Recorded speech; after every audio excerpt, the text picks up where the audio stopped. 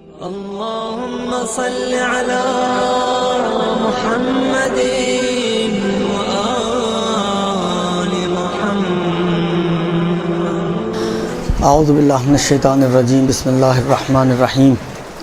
الحمد للہ رب العالمین وصلی اللہ علی محمد وآلہ الطیبین الطاہرین المعصومین ولعنت الدائم علی اعدائہم اجمعین من الآن الی قیام یوم الدین. آج کی گفتگو در حقیقت 3 سوال اور اس کے جواب. ایک سوال یہ ہے کہ علم دین کی ضرورت ہی کیا ہے، کیوں حاصل کریں ہم، اتنا ٹائم کیوں خرچ کریں ہم، چھٹی بھی ضائع کریں ہم، درست. اور پھر وہی والی بات ہے کہ آرام کا ٹائم ہوتا ہے وہ سارا لگا دیں ہم یہیں پر، تو کیوں کریں ایسا. ایک دوسرا یہ کہ خواتین کے حوالے سے چلیں جی ہم نے طے کر لیا کسی بھی وجہ سے کہ سیکھنا ہے. اب سیکھنے کے حوالے سے پرائرٹیز کیا ہونی چاہیے، سب سے زیادہ فوکس کس چیز پر ہونا چاہیے ہمارا، درست. یہ 2 چیزیں. اور تیسرا یہ کہ گھریلو مصروفیات کے ساتھ، البتہ اگر جملہ انہوں نے تو گھریلو پوچھا ہے سوال کی میں جو آیا ہے، لیکن اس کو ہم گھریلو کی بجائے موبائل کی مصروفیات کے ساتھ، جب اتنے مصروف ہیں ہم لوگ موبائل کے اندر، تو مسئلہ یہ ہے کہ کتنا ٹائم ہم دین کے لیے لگائیں. جب یہ بھی طے ہو گیا کہ سیکھنا ہے، یہ بھی ہم نے طے کر لیا کہ کیا سیکھنا ہے، تو اب سوال یہ ہے کہ کتنا سیکھیں، یعنی کتنا وقت لگائیں اس چیز کو سیکھنے کے لیے. اعلیٰ روزانہ کا وقت دینا ضروری ہے یا ہفتے وار وقت دیں، جس طرح کہ بہت ساری خواتین یا شاید السلام علیکم پیچھے جا رہے ہیں، ہفتے وار مثلاً وقت لگائیں جس طرح آپ لوگ بہت سی خواتین لگاتی ہیں، یا مہینے میں ایک آدھ گھنٹہ لگائیں. کیا بالآخر اس کی کیا کوانٹٹی ہونی چاہیے وقت کی جو ہم اس کے اوپر سپینڈ کریں، تاکہ جو طے ہوا ہے کہ جی ہمیں کچھ سیکھنا چاہیے اس کو حاصل کر سکیں. تو یہ 3 سوالات ہیں یہاں پر. اب بہت سی روایتیں آپ شاید سن چکے ہوں. پچھلے ہفتے میرے خیال میں سٹارٹ ہو گیا تھا آپ لوگوں کا درس، بھلے تو ہو سکتا ہے پچھلے ہفتے بھی آپ کو علم دین کی اہمیت کے حوالے سے یا اس کو بہت ساری باتیں آپ کو بتائی گئی ہیں. میں 1-2 حدیثیں آپ کے ساتھ شیئر کرنا چاہتا ہوں کہ جس میں 1-2 اچھی میں نے کہا نا، ہو سکتا ہے آپ نے پڑھ سن بھی لی ہوں، مجھے نہیں معلوم اب کیا آپ نے پڑھا اور کیا آپ نے سنا، لیکن میں 1-2 حدیثیں آپ کے ساتھ پھر بھی شیئر کرنا چاہوں گا تاکہ حالا اگر سن چکی ہیں تو ریپیٹ ہو جائے گی. الدرس و حرف و تکرار و الف. درس ایک کلمہ ایک حرف تو تکرار 1000 بار ہونی چاہیے. تو یہ تو دوسری بار ہی ہوگی ابھی، تو ابھی بھی 998 کی گنجائش باقی رہے گی، درست. تو یہ ہو جائے گا. اور نہیں سنی ہوگی تو ایک نئی چیز آپ کے پاس آ جائے گی، بقول آپ لوگوں کی اصطلاح کے تو کچھ لے کر جائیں گے آپ یہاں سے، وہ اللہ حالت ریپیٹ کر کے چلے جائیں گے، درست جی. اچھا، اہمیت کے حوالے سے بھی میں آپ کی خدمت میں عرض کروں کہ ایک تو وہ حدیثیں ہیں جو بتاتی ہیں کہ ہمیں اس کو آخرت میں اس کا کیا ملنے والا ہے. مثلا فرض کریں جنت ملے گی یا اور جو کچھ اخروی منازل ملنے والے ہیں انسان کو، اس حوالے سے کچھ ممکن ہے دنیا کی بات کر رہے ہوں، کچھ ممکن ہے دونوں پلس مائنس دنیا اور آخرت دونوں کی باتیں چل رہی ہوں. تو اب دیکھیں 1-2 حدیثیں میں آپ کی خدمت میں عرض کرنا چاہتا ہوں. یہ روایت جو ہے وہ عرض کروں آپ کی خدمت میں، ہمارے اور آپ کے 5ویں امام محمد باقر علیہ السلام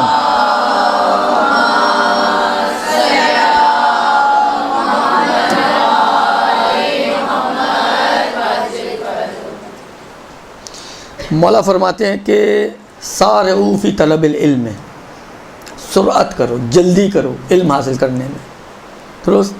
اچھا، اب یہ علم سے کیا مراد ہے، یہ بھی شاید ایک روایت ہے اصول کافی کی، وہ انشاءاللہ اگر وقت بچ گیا تو میں عرض کرتا ہوں. یہ کم سے کم ہمارے علم کو تو شامل ہے ہی ہے. ہمارا جو جس کے لیے آپ یہاں پر آتی ہیں، جو سیکھنے آتی ہیں دین سیکھنے کے لیے، قطعی طور پر اس کو تو یہ شامل ہے ہی ہے۔ تو امام فرماتے ہیں کہ سارے فی طلب العلم میں، علم حاصل کرنے میں سرعت کرو، جلدی کرو۔ والذی نفسی بیدہ،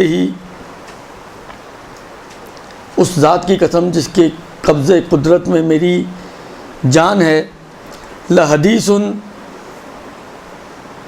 واحد فی حلال و حرام، ایک حدیث کہ جو حلال و حرام سے ربط رکھتی ہو، حلال و حرام کے بارے میں، کیا چیز آپ کے اوپر حلال ہے، کیا چیز آپ کے اوپر حرام ہے، ایک حدیث جو حلال و حرام کو بیان کرنے والی ہو، حدیث واحد، ایک حدیث صرف، درست، کہ تاخذہ من صادق عن صادق، جس کو آپ کسی سچے انسان سے لیتے ہیں۔ حال اب یہ خود ایک بحث کی جا سکتی کہ صادقین سے کیا مراد ہے۔ کونوا مع الصادقین،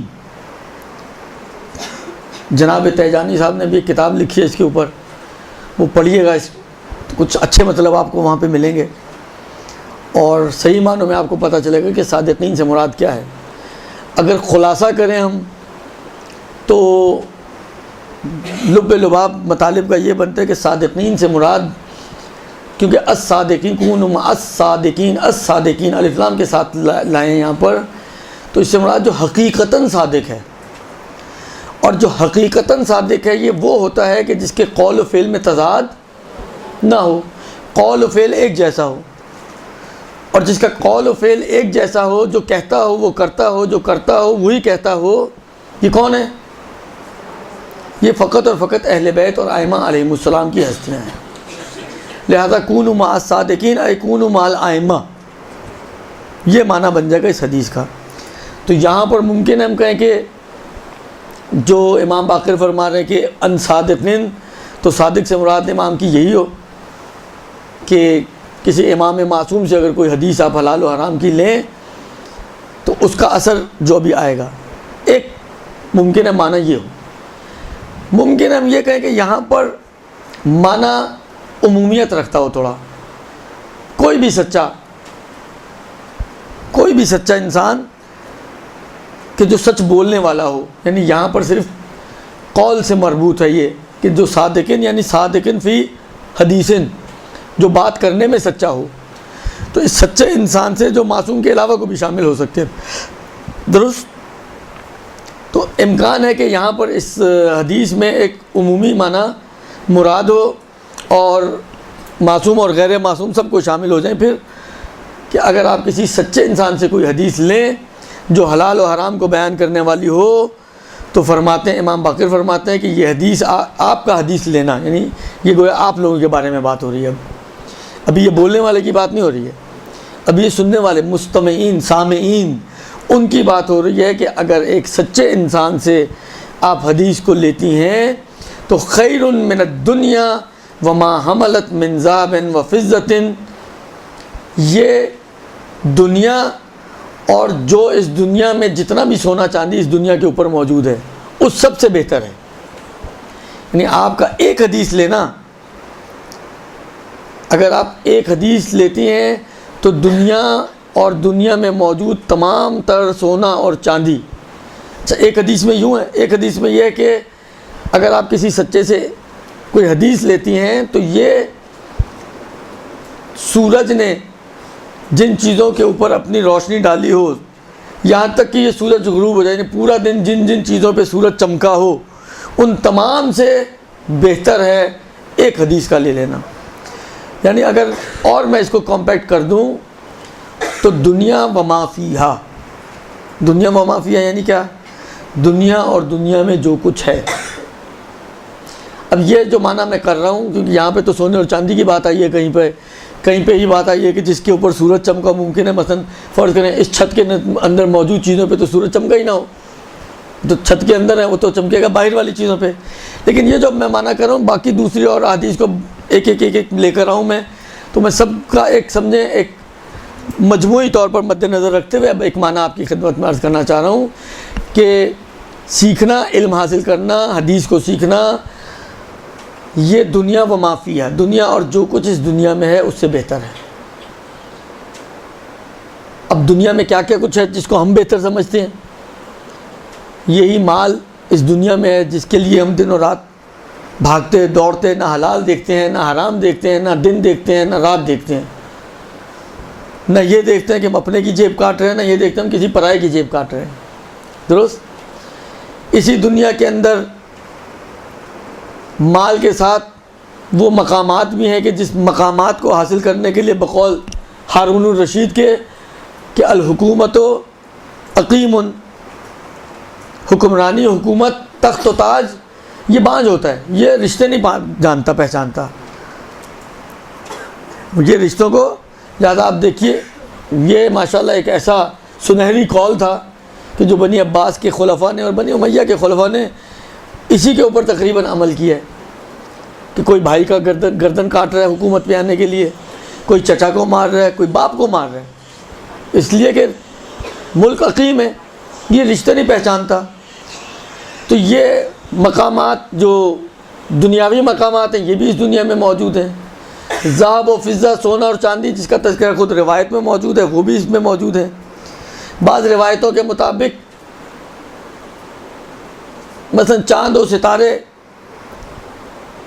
خلاصہ یہ کہ جو کچھ بھی اس دنیا میں موجود ہے سب سے بہتر ہے علم حاصل کرنا اور علم کے اوپر وقت خرچ کرنا اور وقت کو صرف کرنا۔ یہ ایک حدیث۔ اس کے علاوہ عرض کروں آپ کی خدمت میں ایک اور حدیث میں آپ کی خدمت میں عرض کرنا چاہ رہا ہوں، وہ بھی قابل غور بات ہے، اس میں بھی مولا نے بڑی پتہ کی بات کہی ہے، لیکن وہی والی بات ہے، یہ ساری باتیں ان کے لیے قابل اہمیت ہوتی ہیں کہ جو غور کریں ان باتوں کے اوپر۔ وہ اللہ اگر سنیں، ایک کان سے سنیں دوسرے کان سے نکال دیں تو دیگر بس وہ اس سے پہلے کہ آپ سمجھنے کی، البتہ نکلے گا اسی وقت جب اندر سے خالی ہوگا نا، درست؟ تو وہ سمجھنے کی پھر بات ہی نہیں آئے گی، نوبت ہی نہیں آئے گی۔ یہ جو روایت میں اب آپ کی خدمت میں عرض کرنے جا رہا ہوں، یہ روایت ہے امیر المؤمنین علی ابن ابی طالب علیہ السلام باب مدینۃ العلم کی روایت۔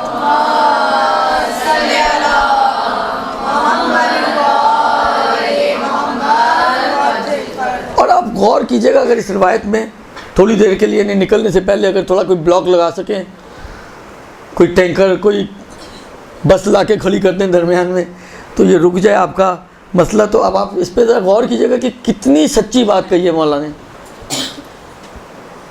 کہ واقعیت، یعنی اس وقت اگر آپ معاشرے کو غور کریں تو آپ کو بالکل واقعاً لگے گا کہ مولا شاید آج کے زمانے کی بات کر رہے ہیں۔ کیا کہتے ہیں مولا؟ ایھا الناس، اے لوگو، اعلموا، جان لو، ان کمال الدین طلب العلم، کمال دین یہ ہے کہ پہلے علم کو حاصل کرو، والعمل بہ، اور اس کے بعد پھر اس علم کے اوپر عمل بھی کرو، الا، آگاہ ہو جاؤ، وَإِنَّ طَلَبَ الْعِلْمِ وَجَبَ عَلَيْكُمْ مِنْ طَلَبِ الْمَالِ، علم کا حاصل کرنا، طلب علم طلب مال سے زیادہ واجب ہے۔ طلب علم تمہارے اوپر اوجب واجب تر ہے طلب مال سے، درست؟ اب امام اس کی علت بیان کر رہے ہیں، بھئی جب مولا کمپیریزن کر رہے ہیں نا، مثلا ایک طرف طلب علم ہے، ایک طرف طلب مال ہے، مولا کہتے ہیں کہ اے لوگو یہ پہچانو کہ طلب علم زیادہ ضروری ہے طلب مال کی نسبت۔ آج کا کہنے والا بندہ ذرا غور کرے تو یہ کیسی بات ہو گئی بھائی؟ مال ہے تو آپ کھا سکتے ہیں، آپ پہن سکتے ہیں، آپ کہیں آ سکتے ہیں، کہیں جا سکتے ہیں، بچوں کو پڑھا سکتے ہیں، اچھی اسکولنگ کروا سکتے ہیں، ان کا مستقبل سیکیور ہو سکتا ہے، آپ کا اپنا رہائشی اور لیونگ سٹینڈرڈ جو ہے وہ بہتر ہو سکتا ہے، آپ بیمار ہیں تو آپ اپنا علاج کرا سکتے ہیں اگر آپ کے پاس مال موجود ہے۔ یعنی بالآخر مال کے بغیر زندگی کیا ہے؟ کبھی تصور کیا ہم نے؟ اگر میں آپ کو آدھا منٹ دوں، ٹائم زیادہ نہیں، آدھا منٹ دوں سوچنے کے لیے، اور آپ اس پہ تصور کریں، غور کریں صرف آدھے منٹ میں کہ بغیر مال کے کیا ہے زندگی انسان کی، تو کیا نتیجہ نکلے گا؟ کون بتا سکتا ہے؟ مال کے بغیر زندگی کیا ہے انسان کی؟ جو ہے دل میں وہ بولے نا، بظاہر کچھ بھی نہیں. انسان زمین پر ہے نہ کھانے. مثلا فرض کریں آپ کے اطراف میں ایسے بہت سے لوگ ہوں گے جو یا تو کماتے ہی نہیں ہیں یا بہت کم کماتے ہیں، یا بالآخر زندگی گزارنا ان کے لیے واقعاً بڑا دشوار ہے. آپ تھوڑا سا انہی کو غور کر لیں.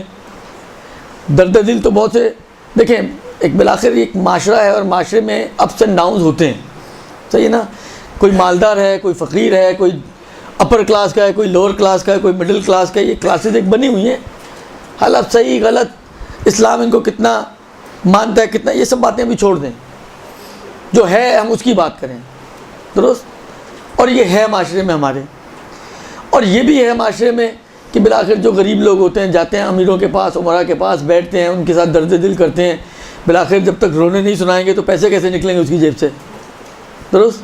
تو اپنے رونے سناتے ہیں کہ جی کوئی بیمار ہے، علاج کے لیے پیسے نہیں ہیں، بالآخر بچوں کی اسکولنگ کا مسئلہ ہے، اب فیسوں کا مسئلہ ہے، 4 مہینے سے فیس نہیں پے کی، جناب نوٹس آ گیا کہ اگر فیس پے نہیں ہوئی تو بچے کو نکال دیں گے. تو یہ ہو جائے لا ماشاء اللہ کہانیاں سناتے ہیں. تو کہیں جا کے آپ کا ہاتھ آپ کے پرس میں جاتا ہے. ہم لوگ کہتے تو ہیں، مانتے تو ہیں، خوش بھی ہوتے ہیں، نعرے بھی لگاتے ہیں کہ علی کا دروازہ وہ دروازہ تھا جہاں پر علی اور حاتم طائی میں فرق یہ ہے کہ اس نے 40 دروازے بنائے ہوئے تھے، بھلے. اور فقیر 40 دروازوں پہ آتا تھا تو جتنا وہ دیتا تھا علی ایک دروازے سے اتنا دے دیتے تھے. اب سب بول رہے ہیں سبحان اللہ.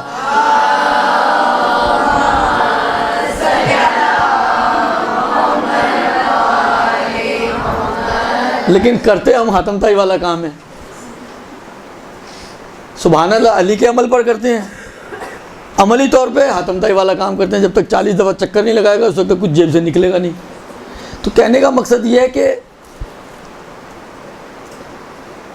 یہ ساری سچویشنز آپ کے سامنے ہیں کہ انسان اس دنیا میں یہ سب کچھ ہے، جاہ ہو جلال ہو سب کچھ ہے. لیکن کیا کہہ رہے ہیں امام علیہ السلام، علت کیا بیان کر رہے ہیں اس کے، یعنی اس سب کچھ کے باوجود کہ آپ مال کے بغیر کچھ نہیں ہے، آپ کی زندگی ہیچ، نہ آپ معاشرے کے کچھ، یعنی نہ معاشرہ آپ کو کچھ سمجھتا ہے اور نہ واقعی آپ زندگی گزار سکتے ہیں. ہر قدم پہ آپ بالآخر کسی نہ کسی کے دروازے پہ کھڑے ہیں بغیر مال کے. لیکن اس تمام کے باوجود امیر المومنین کیا کہہ رہے ہیں کہ اس کے باوجود کہ مال اتنی اہمیت رکھتا ہے تمہاری زندگی میں، لیکن طلب علم طلب مال سے زیادہ واجب ہے. کیوں؟ اب یہ جو کیوں امام نے بیان کیا یہ بڑا اہم ہے. مولا فرماتے ہیں اس کی وجہ یہ ہے کہ ان المال مقسوم مضمون لکم قد قسمہ عادل بینکم وضمنہ وسیفی لکم والعلم مخزون عند اہلہ وقد امرتم بطلبہ من اہلہ فطلبوہ. مولا ایک علت بیان کرتے ہیں، کہتے ہیں اس کی وجہ یہ ہے بائن کہ اس کے بغیر چارہ نہیں، درست. لیکن اس کے باوجود وہ اوجب ہے، زیادہ اہمیت رکھ.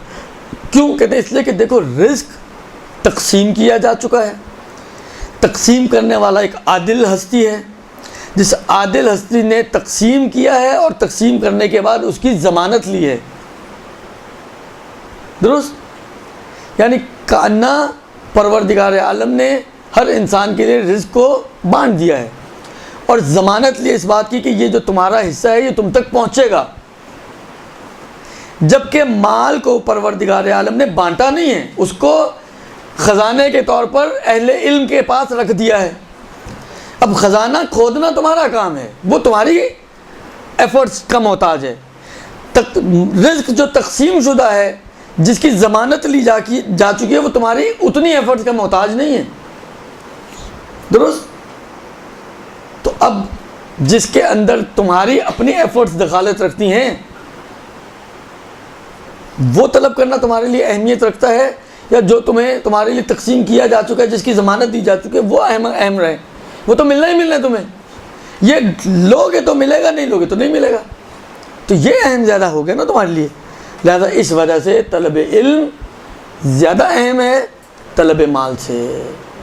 یہ میرے مولا کا فرمان، درست جی. اس کے بعد مولا اس کے بعد کیا ہے؟ حالانکہ اس کے بعد وہ روایتیں بھی ہمارے پاس موجود ہیں. ایک تو آپ کی یہ توضیح المسائل کے اوپر بھی لکھی ہوئی، آپ نے بھی کئی دفعہ پڑھی ہوگی، اور کئی دفعہ اس کا آپ لوگوں نے معنی بھی دیکھا ہوگا کہ علم حاصل کرو، اگر تم علم حاصل نہیں کرتے، حلال و حرام کا علم سیکھو، اگر تم حلال و حرام کا علم نہیں سیکھتے تو تم غیر مہذب ہو۔ انہوں نے بڑا مہذب ترجمہ کیا ہے، ورنہ یعنی واقعی بڑا مہذب ترجمہ کیا ہے انہوں نے۔ وَإِلَّا غیر مہذب کا وَإِلَّا أَنْتُمْ آراب کا بہت ہی گہرائی میں اگر آپ مانا جائیں تو یہ جو بدو عرب دیہاتی جاہل اور جڑ قسم کے لوگ ہوتے تھے وہ ہوتے ہیں، اس کو کہتے ہیں۔ لیکن انہوں نے، میں نے کہا نا کہ اچھا معنی کیا، بالآخر ایک تھوڑا تہذیب والا معنی کیا۔ تو تہذیب سیکھنے کے لیے، مہذب بننے کے لیے حلال و حرام کا علم سیکھنا ضروری ہے۔ یا مثلا آئمہ کی روایتیں ہیں کہ ہم پسند کرتے ہیں کہ علم دین سیکھنے کے لیے ہمارے اصحاب کے سروں پہ کوڑے مارے جائیں، یا بالآخر غیر، یعنی روایتیں بہت ساری ہیں۔ یا مثلا جب آپ طلب علم کے لیے نکلتے ہیں تو پروردگار عالم کے فرشتے جو ہیں وہ آپ کے پیروں کے نیچے پر بچھا دیتے ہیں، اور آپ ان پروں پہ گزرتے ہوئے جو ہے وہ آتے ہیں۔ جب کوئی طلب علم حاصل کرنے کے لیے نکلتا ہے یا طلب علم کرتا ہے تو تمام مخلوقات، روایت کا جملہ ہے حتی حیتان البحر، یہاں تک کہ دریا کی مچھلیاں، سمندر کی مچھلیاں، وہ اس شخص کے لیے استغفار کرتی ہیں اور طلب مغفرت کرتی ہیں، الی غیر ذالک۔ اور بہت ساری روایتیں ہیں کہ جو دنیا کے اعتبار سے بھی اور آخرت کے اعتبار سے بھی ہمیں گائیڈ کر رہی ہیں کہ علم حاصل کرنے کا یہ فائدے ہیں کہ بالآخر تم کم سے کم اپنی زندگی تو گزار سکو گے، یہ روایتوں کے اعتبار سے۔ حالانکہ ہم تھوڑی دیر کے لیے روایتوں کو چھوڑ بھی دیں، تھوڑی دیر کے لیے ہم روایتوں کو چھوڑ دیں، روایتیں ہو گئی سائڈ میں، اب ہم ہیں اور ہماری عقل اور یہ دنیا۔ اب آپ مجھے یہ بتائیں،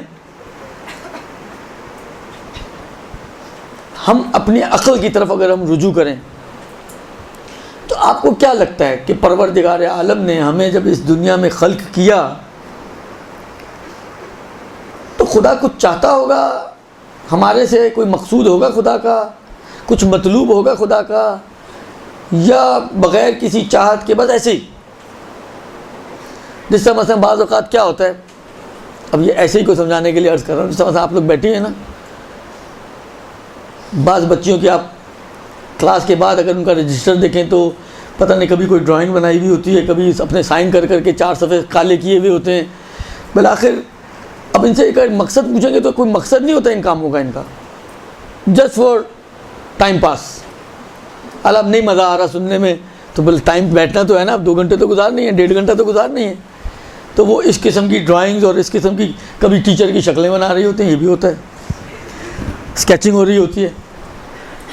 حالانکہ یہ ایک الگ ویسے جائز ہے جائز نہیں ہے کا مسئلہ ایک الگ ہے، لیکن بالآخر جو ہو رہا ہوتا ہے، کبھی کوئی اپنے بعض واقعی بڑی آرٹسٹک ٹائپ کی بچیاں ہوتی ہیں، ان کے اندر ایک آرٹسٹ چھپا ہوا ہوتا ہے، اور بہت شروع سے بچپن سے ان کی بڑی اچھی اسکیچنگ اور ڈرائنگز ہوتی ہیں، بعض اپنے ویسے ہی بیٹھے جو ہے کوئی نہ کوئی ڈرائنگ بنا رہی ہوتی ہیں۔ تو یہ سارے کام ہو رہے ہوتے ہیں، کوئی مقصد، آپ کا مقصد نہیں کہ جی آپ نے کوئی پینٹنگ بنا کے کسی کو دکھا کے کوئی نمبر لینے ہیں، کوئی اپنے آپ کو مثلا کوئی آپ نے کوئی آرٹ گیلری میں جا کے اس کی کوئی ایگزیبیشن کرنی ہے، ان سے آپ نے اپنے کوئی کمائی کرنی ہے، کوئی آپ نے اپنی روزی کا ذریعہ بنانا ہے، اس کے اوپر آپ نے کوئی نوبل پرائز اٹھانا ہے، کوئی مقصد نہیں ہے آپ کا، صرف اور صرف ٹائم پاس۔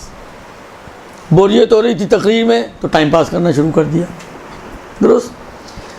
آیا خدا نے ہمیں بھی ایسی ٹائم پاس کے لیے فارغ بیٹھا نے کہا یار چلو کچھ کرتے ہیں، تو جس طرح آپ اسکیچنگ کر رہی تھی خدا نے اسکیچنگ کرنی شروع کی ہے، اتنی ساری مخلوقات بن گئی۔ آیا ایسا ہے؟ آپ کی عقل کیا کہتی ہے؟ مانے گی اس بات کو کہ خدا نے، اچھا اس بات کو ذہن میں رکھیے گا ساتھ، ممکن ہے کوئی کہے کہ ہاں جی کر دیا تو کیا ہوا، کون سا آسمان ٹوٹ گیا، بالآخر بنا دیا خدا نے۔ حالانکہ خدا نے گدھا بنایا، کیا کام تھا اس کا گدھے کا، اس سے کوئی تکلیف تو نہیں لینی تھی، نمازیں تو نہیں پڑھوانی تھی، کوئی روزے تو نہیں رکھوانے تھے، وہ بھی تو بنایا نا بغیر نماز روزے کے۔ تو گدھا جب بغیر نماز روزے کے ہو سکتا ہے تو ہم بغیر نماز روزے کے ہو جائیں گے، تو کون سا آسمان ٹوٹے گا؟ مگر کیا گدھے کی خلقت کے بعد آسمان ٹوٹا؟ نہیں ٹوٹا۔ تو گدھا اور ہم اگر ایک ہی لیول پر آ جائیں تو کیا ہوگا؟ ہوگا کیا؟ اچھا کیا ہوگا؟ چلیں آپ بتائیں۔ اگر ایسا ہی ہو جاتا ابھی تو آپ لوگ سر ہلا رہی ہیں نا کہ نہیں ایسے نہیں پیدا کیا خدا نے. حالانکہ تھوڑی دیر کے لیے اگر کوئی آپ سے یہ سوال کرے کہ جی ایسے پیدا نہیں کیا کیوں, اگر ایسے ہی پیدا کر دیتا تو کون سا آسمان ٹوٹتا ہے, کون سی قیامت آ جاتی, تو کیا جواب ہے آپ کے پاس؟ پیدا نہیں کیا لیکن بہت سے انسان کو گدھے بنے. ہاں تو آپ تائید کر رہی ہیں مطلب کہ ہمارے بہت سے جو دیکھیں نہیں ہیں جو اس کو سمجھتے ہیں. نہیں ابھی جو یہ حالات چلیں, جو اس بات کا قائل ہے جس کے دل میں یہ ہے کہ خدا نے ہمیں ایسے ہی نہیں پیدا کیا جس طرح میں نے مثالیں دی ہیں, بلکہ کسی پلاننگ کے تحت پیدا کی ہے مثلا, تو ان کے پاس اس بات کی کیا دلیل ہے؟ لماذا, کیوں؟ اگر فرض کریں میں ایک کمیونسٹ سوچ کا آدمی ہوں, مادہ پرست انسان ہوں, میں آپ کو کہتا ہوں کہ بھائی کیا ضروری ہے کہ خدا جو ہے بھائی گدھے کو بھی پیدا کیا یا نہیں کیا. اچھا چلیں آپ کہیں ممکن ہے گدھا تو ایک ایسا جانور ہے جس سے آپ کام لیتے ہیں, اس کا بھی ایک مقصد ہے, لیکن بالآخر آپ خود اگر غور کریں تو کبھی آپ نے اگر یہ چینلز دیکھیں جس میں اس قسم کے جانوروں کے اوپر پروگرامز آتے ہیں, نیشنل جیوگرافک ٹائپ کے یا اینیمل پلانٹ اور اس ٹائپ کے جو آتے ہیں, کتنے سارے جانور ایسے ہوں گے جن سے مثلا بندر, حالانکہ بندر سے آپ گدھے کے اوپر تو چلو پھر آپ نے دھوبیوں کے کام آتا بیچارہ, اگر گدھے نہ ہوتے تو دھوبیوں کی زندگی آگے نہ بڑھتی. بندر کا کیا فلسفہ ہے؟ کبھی آپ نے دیکھا ہو کہ بندر سے کوئی کام لے رہا ہو؟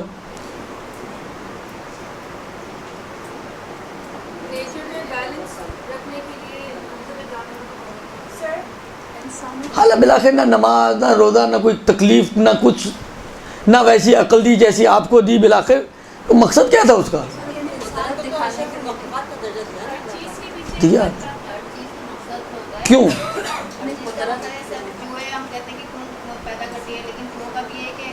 بلیوں کا پیٹ بھرے, تو پھر تو کہیں گٹر بھرنا ہی نہیں چاہیے. آپ کے کراچی کے گٹر تو بھرنے ہی نہیں چاہیے.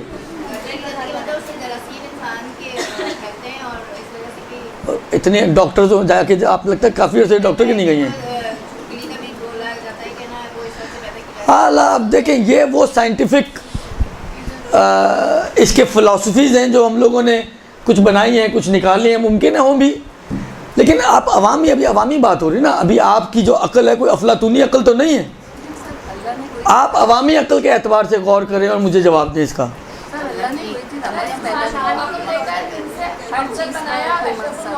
یہ تو اس لیے کہ آپ نے قرآن پڑھا اس لیے کہہ رہی ہیں نا. میں جو کافر آدمی ہوں میں تو قرآن کو مانتا ہی نہیں ہوں.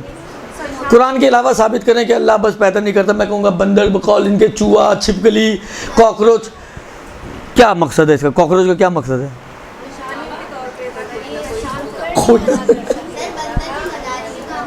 کس کے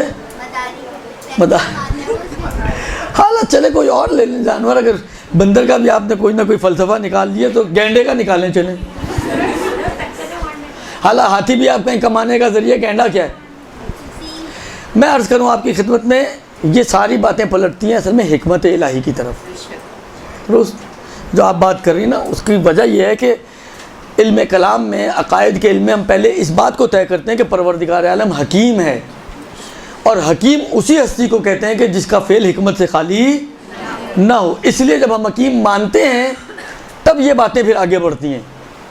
چاہے آپ کہیں جی ہمیں واقعی نہیں پتہ چلا, حالانکہ بقول آپ کے چوہے کا پتہ چل گیا, چھپکلی کا پتہ چل گیا, مثلا کاکروچ کا پتہ چلا نہیں چلا, لیکن اتنا معلوم ہے کہ کچھ نہ کچھ ہے. کیوں معلوم ہے؟ اس کی حکمت کی وجہ سے. درست. تو یہ میں عرض کرنا چاہتا کہ اس کی حکمت کو مد نظر رکھتے ہوئے مجھے جواب دیجیے گا کہ پروردگار عالم اگر, کیا سوال پوچھا تھا میں نے آپ لوگوں سے؟ اس تو چوہے بلیوں میں لگ گیا ہوں.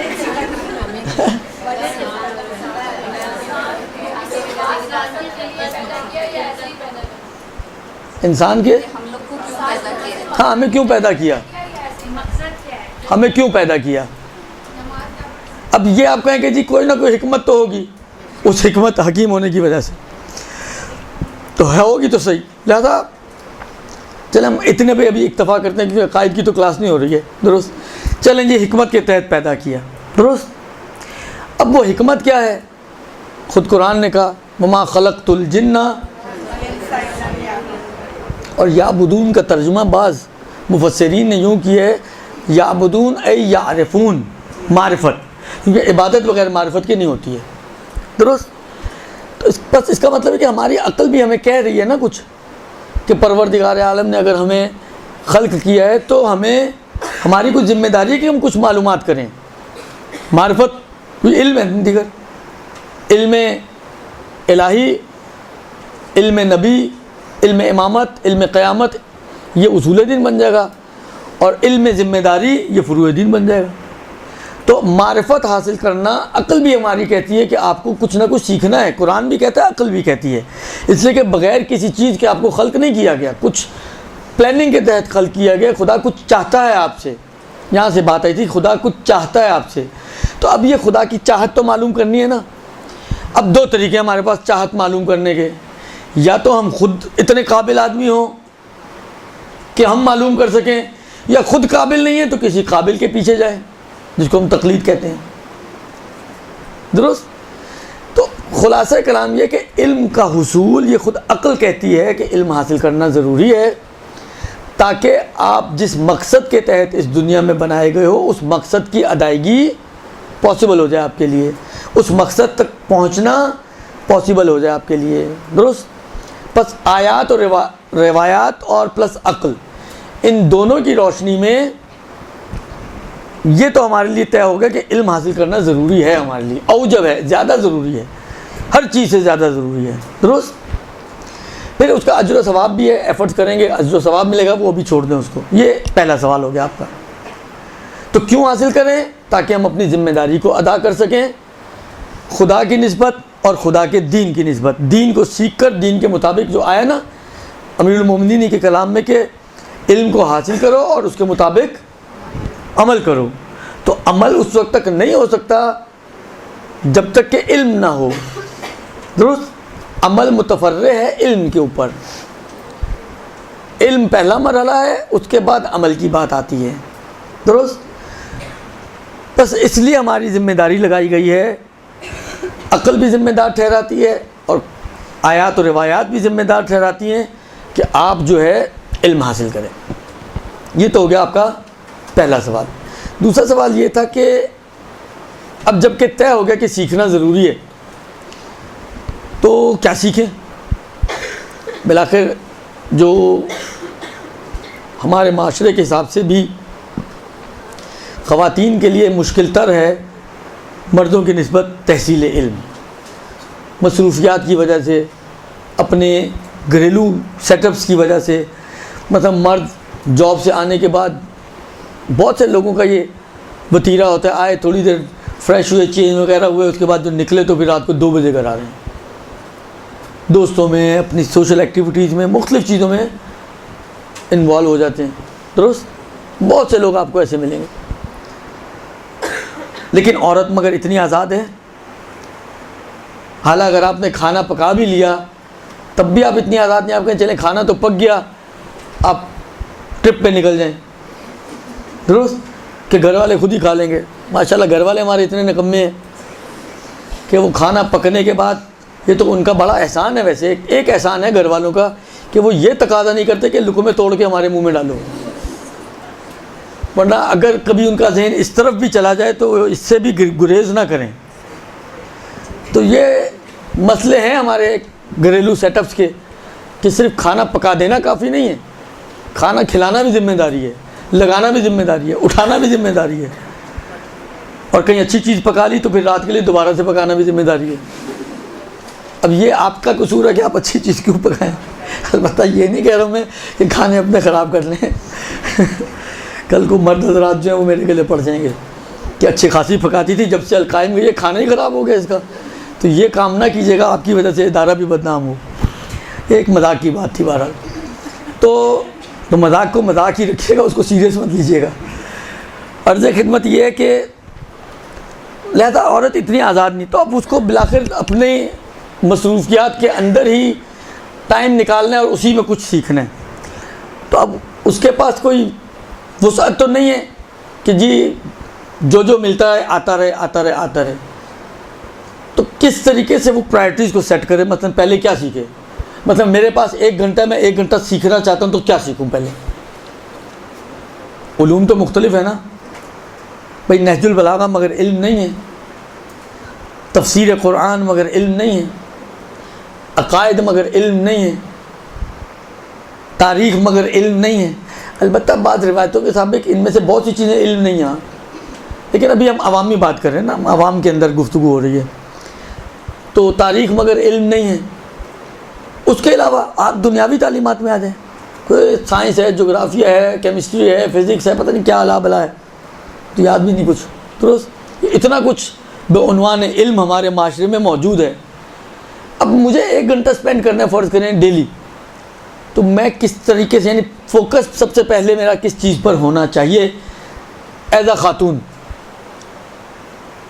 اور خاتون ہونے کے ناطے بھی، پلس یہ کہ مصروف ہونے کے ناطے بھی، کہ گھریلو ذمہ داریوں کے اعتبار سے۔ تو فقہ بھی ایک واسٹ فیلڈ ہے۔ فقہ میں مثلا آپ کہیں جی میں چلو کاروبار کے احکام سے شروع کر دیتی ہوں، وہ بھی تو فقہ ہی ہے نا۔ آپ کہیں جی میں مثلا وراثت کے احکام سے شروع کر دیتا ہوں، وہ بھی فقہ ہے۔ فقہ کے 52 باب ہیں، طہارت سے لے کر دیات تک 52 باب ہیں فقہ کے۔ اب ان 52 ابواب میں بھی بالآخر پرائیورٹیز ہونی چاہیے۔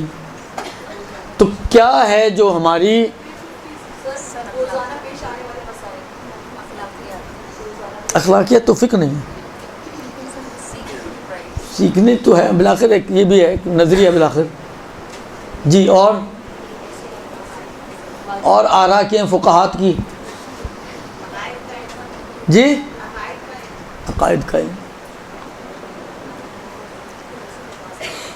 واجبات اور دیکھیں میں آپ کی خدمت میں عرض کروں، میں ابھی جو مجمع ہے میرا مخاطب، میں بالآخر ان کو مد نظر رکھتے ہوئے بات کر رہا ہوں ابھی، اس اعتبار سے کہ مومنات مخاطب ہیں۔ اس میں نو ڈاؤٹ کہ عقائد کا علم اصول دین ہے اور عبادات کا علم فروع دین ہے۔ اصل یعنی جڑ، فر یعنی شاخ۔ تو جڑ اہم ہوتی ہے، شاخ اہم ہوتی ہے؟ جڑ سب سے اہم ہوتی ہے، صحیح نا؟ کیونکہ جڑوں کو پانی ملے گا تو شاخیں تر و تازہ ہوں گی، درست؟ اگر جڑ ہی آپ کی نکمی ہے اور ناکارہ ہو چکی ہے، جڑیں کاٹ چکی ہیں آپ، تو وہ شاخیں بھی آپ کی ایک وقت آئے گا کہ ختم ہو جائیں گی، درست؟ تو اس میں تو کوئی ڈاؤٹ نہیں ہے کہ پرائرٹی وائز اگر ہم دیکھیں تو عقائد کا علم سب سے اہم علم ہے۔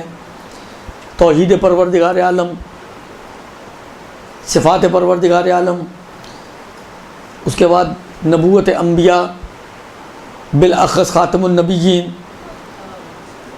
امامت ائمہ علیہم السلام، اور قیامت، یہ سب سے ہائر پرائرٹیز میں۔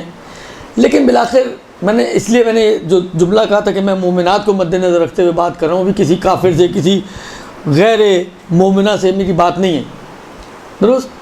میں آپ لوگ اگر سیٹنگ اپنی کرنا چاہیں تو بالآخر کیا سیٹ کریں؟ تو بالآخر میں نہیں سمجھتا کہ آپ میں سے کوئی ایسی ہو جو خدا کو نہ مانتی ہو یا خدا کو کچھ حد تک نہ پہچانتی ہو۔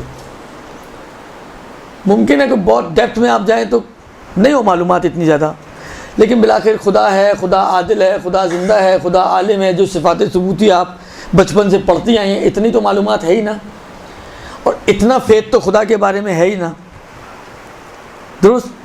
اتنا فیتھ ہے تبھی تو مشکلات میں ہم خدا کی طرف رجوع کرتے ہیں۔ اگر ہم اس کو قادر نہ سمجھیں تو ہم کیوں خدا کے پاس جائیں؟ ہم اگر سمجھیں کہ وہ کچھ نہیں کر سکتا تو جائیں گے اس کے پاس؟ ہم سمجھتے ہیں کہ وہ سب کچھ کر سکتا ہے، اسی لیے اس کی طرف رجوع کرتے ہیں نا۔ تو ایک اجمالی فیتھ خدا، رسول، ائمہ ان کے اوپر ہے، یعنی اس مرحلے سے گزرے ہوئے لوگوں کے لیے میں بات کر رہا ہوں۔ ہاں کوئی ابھی اس مرحلے سے بھی نہیں گزرا تو یقیناً میں کہوں گا کہ پہلے وہ ان موضوعات پہ کام کرے اور پھر آگے بڑھے۔ لیکن فرض میرا ایسا ہے کہ میں ان لوگوں سے بات کرنا چاہ رہا ہوں کہ جو اس مرحلے سے ایک بہت ہی، جس کو کہیں ایک شارٹ کورس کر چکے ہیں اس مرحلے پہ، درست؟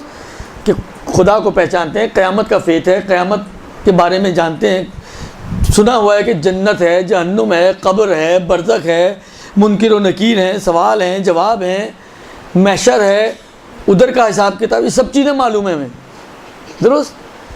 تو جب یہ عقائد کے مرحلے میں معلوم ہے تو اب آئیں آپ فروعات کے مرحلے میں۔ فروعات کے مرحلے میں کیا پرائرٹیز ہماری ہونی چاہیے؟ تو دیکھیں ایز اے خاتون میں یہ سمجھتا ہوں کہ سب سے پہلی پرائرٹی آپ لوگوں کی خواتین کے اپنے مخصوص مسائل ہیں، کیونکہ سب سے بڑی مشکل خواتین کے لیے یہی مسئلے ہیں۔ بہت سو کو اپنی ذمہ داریاں نہیں پتہ ہوتی، بہت سو کو اپنے وظائف ہی نہیں معلوم ہوتے۔ نماز آپ کو آتی ہے لیکن آپ کو اپنے مسائل نہیں معلوم۔ ممکن ہے آپ جو نماز پڑھ لیں وہ باطل نماز، آپ کی ذمہ داری نہ ہو نماز پڑھنا، یا جہاں آپ کو نماز پڑھنی چاہیے آپ یہ سمجھ کے کہ چھوڑ دینی ہے، آپ نے چھوڑ دی ہوئی نماز۔ تو سب سے اہمیت کی حامل مسائل فرعی اور فقہی اعتبار سے خواتین کے لیے جو ٹاپ موسٹ پرائرٹی لسٹ میں ہونے چاہیے وہ آپ کے اپنے مخصوص مسائل ہیں۔ ان کے اندر بھی اگر آپ غور کریں تو حیض و استحاضہ زیادہ اہم ہے نفاس کی نسبت، کیونکہ نفاس ہر روز کا مسئلہ نہیں ہے، ہر سال کا بھی شاید مسئلہ نہ ہو بعض کے لیے، لیکن حیض و استحاضہ یہ تقریباً ہر مہینے کا مسئلہ ہے۔ ہر مہینے میں بعض لوگوں کی سلسلہ زیادہ ہوتا ہے تو بالآخر یہ بہت زیادہ پیش آنے والا مسئلہ اور حد سے زیادہ پریشان کرنے والا مسئلہ۔ یعنی بعض بزرگان جو مجھے یاد پڑتا ہے، شیخ کاشف الغطاء کا نظریہ ہے، وہ یہ فرماتے تھے کہ ان کے بارے میں کہا جاتا ہے کہ فقہ جس کو کہ ماسٹر فقہ کے ماہر، جس طرح انگوٹھی انسان کے ہاتھ میں ہوتی ہے اس طرح فقہ ان کے ہاتھ میں تھی، اتنی مہارت تھی ان کو فقہ کے اوپر۔ لیکن ان کے نقل کیا جاتا ہے واللہ عالم، وہ یہ کہتے تھے کہ اس سب کے باوجود دو مسئلے بڑے ٹیڑھے ہیں جو مجھے کبھی سمجھ میں نہیں آئے، ایک حج کا مسئلہ، ایک یہ عورتوں کے مخصوص مسائل کا مسئلہ۔ کہتے ہیں حج تو کر لیا تو سمجھ میں آ گیا، اب یہ کیسے سمجھ میں آئے؟ لہذا یہ واقعی سخت مسائل میں سے ایک مسئلہ ہے، اتنے آسان مسائل نہیں ہیں اس کے، چھوٹی چھوٹی سینیریو میں جو ہے اس کا مسئلے ہی چینج ہو جاتے ہیں، بالکل ذمہ داریاں ہی الٹی ہو جاتی ہے۔ لہذا اس کے اوپر سب سے زیادہ کام کرنے کی ضرورت ہے خواتین کو۔ اس کے بعد پھر جو آپ کو روزمرہ پہ نماز ہے، نماز کی واجبات، مقدمات، یہ سارے جو بھی مسائل ہیں، کب نماز آپ کی دیکھیں ہمارے لوگ واقعاً بہت سی جگہوں پہ پریشان ہوتے ہیں، اور اس کی پریشانی کی وجہ یہ ہوتی ہے کہ ان کو اپنا وظیفہ نہیں پتہ ہوتا کہ ہمیں کیا کرنا ہے۔ سفر میں آپ جہاز میں بیٹھی ہوئی ہیں اور مثلاً فرض کریں فلائٹ آپ کی 10 گھنٹے کی ہے، ظہر سے عصر کا ٹائم 8 گھنٹے کا ہے، 11 بجے آپ کی فلائٹ شروع ہوئی ہے ظہر سے پہلے، اور 7 بجے آپ کی فلائٹ اترے گی ظہر کے بعد، مغرب کے بعد۔ اب آپ پریشان ہو رہی ہیں کہ نماز میں نے کیا کرنا ہے۔ ہمارے پاس تو ایسے بہت سے تجربے ہیں، تو کیوں پریشان ہو رہی ہیں؟ اس لیے کہ آپ کو پتہ ہی نہیں کہ میرا وظیفہ کیا بنتا ہے، پڑھنی ہے تو کیسے پڑھنی ہے، قبلے کا کیا ہوگا، یہ جو حالت حرکت میں ہے سواری تو حرکت کا مسئلہ کیا ہوگا۔ یا بعض اوقات ہوتا ہے بعض لوگ چھوٹے بچوں کے ساتھ سفر کر رہے ہوتے ہیں، کوئی بچہ لیک ہو چکا ہے، کپڑے آپ کے نجیس ہیں، اب آپ جہاز میں بیٹھی ہوئی ہیں، جہاز کا ڈبہ کھول کے تو آپ اس میں سے سامان نہیں نکالیں گے اپنے، درست؟ وہ تو اب آپ کو وہیں جا کے ملے گا، ہینڈ کیری میں کوئی ایسی چیز موجود نہیں ہے۔ اب لباس نجیس ہے، نہیں سمجھ میں آ رہا کیسے، واش روم گئے ہیں، واش روم کرنے کے بعد بعض لوگ نہیں ذہن میں آتا کہ پہلے چیک کریں کہ پانی ہے کہ نہیں ہے، اب کرنے کے بعد ڈھونڈنا شروع کیا تو پانی نام کی کوئی چیز ہی نہیں ہے، اب پریشان کے کریں تو کیا کریں۔ یہ سارے وہ مسائل ہیں کیونکہ معلوم نہیں ہوتا وظیفہ اپنا، لہذا انسان پریشان ہوتا ہے کہ اب میں کروں تو کیا کروں۔ لیکن اگر آپ کو مسئلے معلوم ہوں، آپ کو پتہ ہو کہ اس سچویشن میں آپ کی یہ ذمہ داری ہے تو اس سچویشن میں آپ کی یہ ذمہ داری ہے، لباس نجس ہے، چینج کرنے کا کوئی آپ کے پاس ذریعہ نہیں ہے، پاک کرنے کا کوئی ذریعہ نہیں ہے، ذمہ داری ہے کہ نجس لباس میں نماز پڑھ لو۔ کتنے سارے لوگ لباس نجس ہونے کی وجہ سے نمازیں چھوڑ دیتے ہیں، شاید آپ میں سے کتنے سارے ایسی بیٹھی ہوئی ہوں گی جنہوں نے صرف اسی وجہ سے، بعض اوقات پرانے زمانے میں جو سفر ہوتے تھے، ایران جاتے تھے لوگ، بائی روڈ جاتے تھے، 3 دن آپ سفر میں پریشانی کے عالم میں، وہاں کے جو واش روم کا حال تھا وہ ماشاء اللہ الا ماشاء اللہ، تو یہ بہت مسئلے پیش آتے تھے، لوگ نمازیں چھوڑ دیتے ہیں، لوگ واش روم گئے، چھینٹ پڑ گئی، نماز چھوڑ دی۔ ہماری نماز تو ماشاءاللہ اتنی ہلکی ہے کہ چھینک مارنے پہ بھی چھٹ جاتی ہے، جبکہ روایتوں کے حساب سے نماز وہ عبادت ہے کہ کسی کے اوپر کسی حال میں ساقط نہیں ہے سوائے چند استثنائی موارد کے۔ لہٰذا دوسرے مرحلے پہ یہی مسائل جو آپ کے نماز، روزے، طہارت، نجاست، اتنے لوگ پریشان کرتے ہیں واقعاً، جی زمین نجیس ہوگی اب کیسے پاک کریں، کپڑا نجیس ہو گیا کیسے پاک کریں، کارپیٹ نجیس ہو گیا کیسے پاک کریں، گدا نجیس ہو گیا کیسے پاک کریں۔ کیوں پریشان ہوتے ہیں؟ اس لیے کہ نہیں معلوم۔ تو یہ جو آپ کو گھر میں خاص طور پر جو آپ کی گھریلو زندگی میں جو مسائل آپ کو پیش آتے ہیں، دوسرے مرحلے پہ اس کی اہمیت ہے، طہارت و نجاست کے حوالے سے، نماز و روزے کے حوالے سے، درست، خمس کے حوالے سے۔ خمس کوئی مردانہ مسئلہ نہیں ہے، جس طرح بعض مسئلے پیور زنانہ مسئلے ہیں، خمس پیور مردانہ مسئلہ نہیں ہے۔ خمس سب کا مسئلہ ہے، مردوں پہ بھی واجب ہے، عورتوں پہ بھی واجب ہے، کام کرنے والے مرد عورت پہ بھی واجب ہے، نہ کام کرنے والے مرد عورتوں پہ بھی واجب ہے، بالغین پہ بھی واجب ہے، اور موجودہ مراجع کے اعتبار سے تو تقریباً نابالغین پہ بھی واجب ہے، تو سب پہ واجب ہے۔ ہر مکلف اور ہر غیر مکلف، غیر مکلف سے مراد گدھا نہیں ہے ابھی جس کی مثال آئی تھی، نابالغ بچے، ان سب پہ واجب ہے۔ تو یہ تو ایک شخص کا مسئلہ نہیں ہے نا، پورے گھر کا مسئلہ ہے۔ جب تک بچے چھوٹے ہیں تو ماں اور باپ ہی ان کے ذمہ دار ہیں۔ بہت سے گھروں میں باپ اصلا لاؤبالی ہیں، اور آپ جیسی مائیں جو آتی ہیں، سیکھتی ہیں، سمجھدار ہیں، تو زیادہ بوجھ پھر کس پہ آئے گا؟ ماؤں پہ آئے گا۔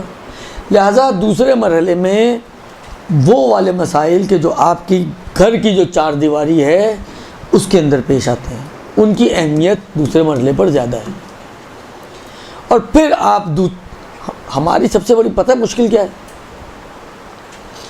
ہماری مشکل یہ ہے کہ جب جیسے ہم مدرسے میں انٹر ہوتے ہیں نا علم حاصل کرنے کے لیے، تو انٹر ہوتے ہی ہمیں دوسروں کی فکر لاحق ہو جاتی ہے۔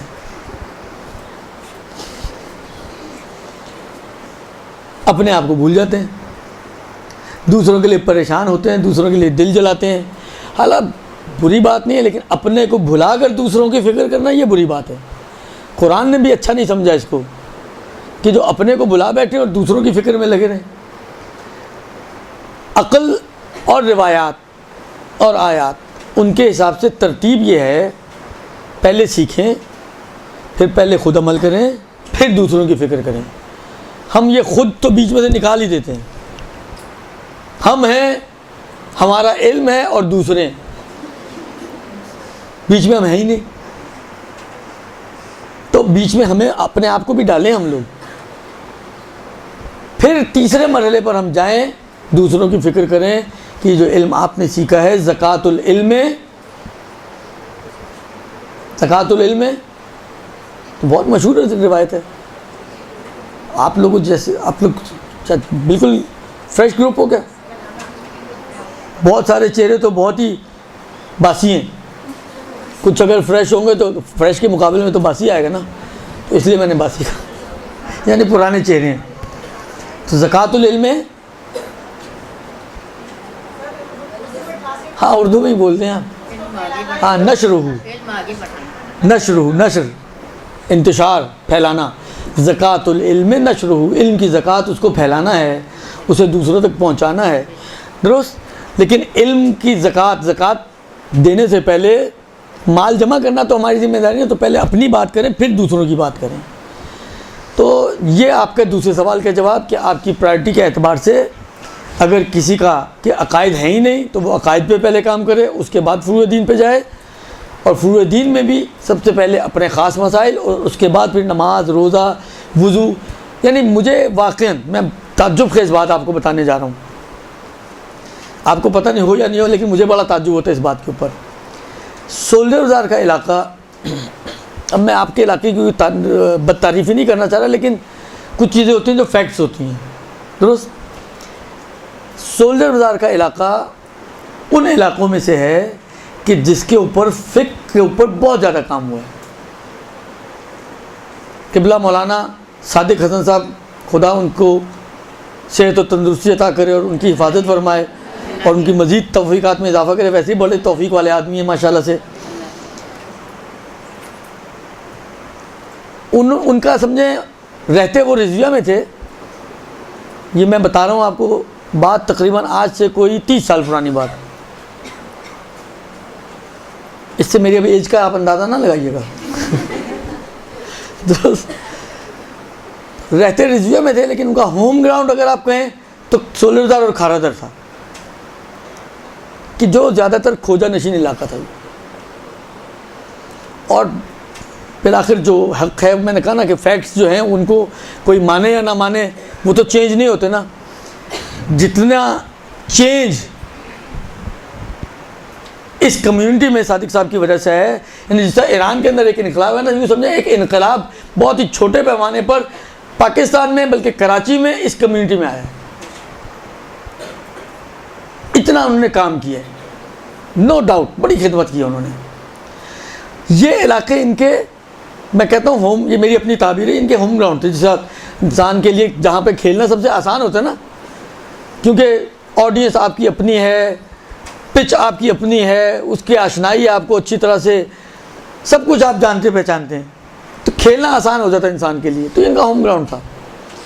لیکن اس جگہ میں جہاں پہ سب سے زیادہ انہوں نے کام کیا ہے, مجھے یاد ہے ایران جانے سے پہلے کی بات کر رہا ہوں, نجفیہ ہال میں ایک درس شروع ہوا.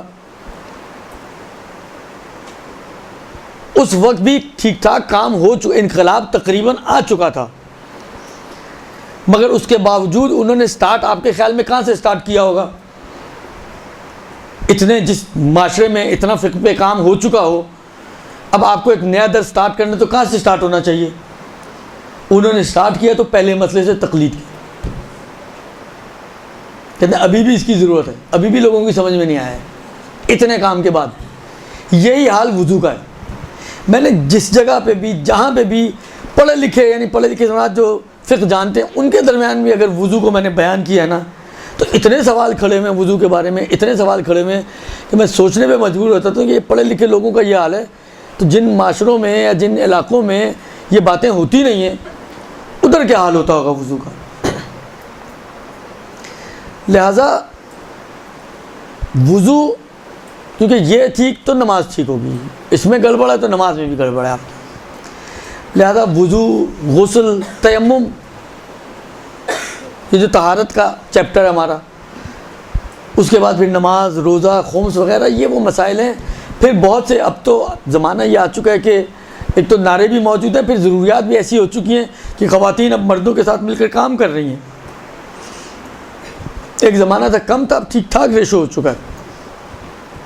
بچیاں ہماری پڑھتی ہیں, ابھی پڑھائی ختم نہیں ہوتی, جاب کا خناس پہلے آ جاتا ہے ان کے ذہنوں میں, درست. تو کاروبار کے احکام ان کی بھی ضرورت ہے پھر. یعنی ضروری نہیں کہ کاروبار کے احکام صرف وہ مرد حضرات کے جو جاب کر رہے ہیں یا کاروبار کر رہے ہیں وہی سیکھیں. آج کی دنیا میں خواتین بھی شانہ بشانہ مردہا کام بھی کر رہی ہیں, خدمتیں بھی انجام دے رہی ہیں, سب کچھ چل رہا ہے. پھر ان کو بھی سیکھنے چاہیے, کیونکہ روایتوں کے جملے کہ اگر کوئی شخص احکام کاروبار سیکھنے سے پہلے, چھٹے امام کی روایت ہے, احکام کاروبار سیکھنے سے پہلے